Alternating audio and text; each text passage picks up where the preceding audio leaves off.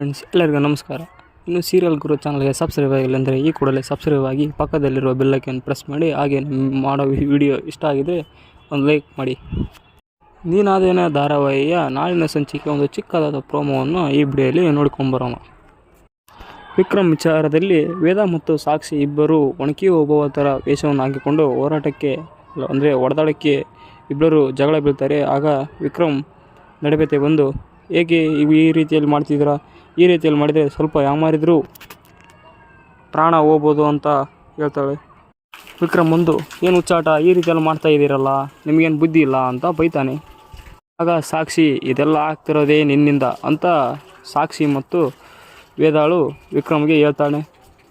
ನಂತರ ವಿಕ್ರಮ್ಗೆ ವೇದ, ನನಗೆ ತಾಳಿ ಕಟ್ಟು, ನನ್ನ ಬಲವಂತಾಗಿ ನನಗೆ ತಾಳಿ ಕಟ್ಟಿ ನನ್ನ ಲೈಫನ್ನೇ ಹಾಳು ಮಾಡಿದೆ ಅಂತ ಉತ್ತರಿಸ್ತಾಳೆ. ಆಗ ಸಾಕ್ಷಿ ನಂತರ, ನನಗೆ ತಾಳಿನೇ ಕಟ್ಟಿದೆ, ನನ್ನ ಲೈಫನ್ನು ಹಾಳು ಮಾಡಿದೆ ಅಂತ ಇಬ್ಬರು ಸೇರಿ ವಿಕ್ರಮನ್ನು ಬೈತಾರೆ.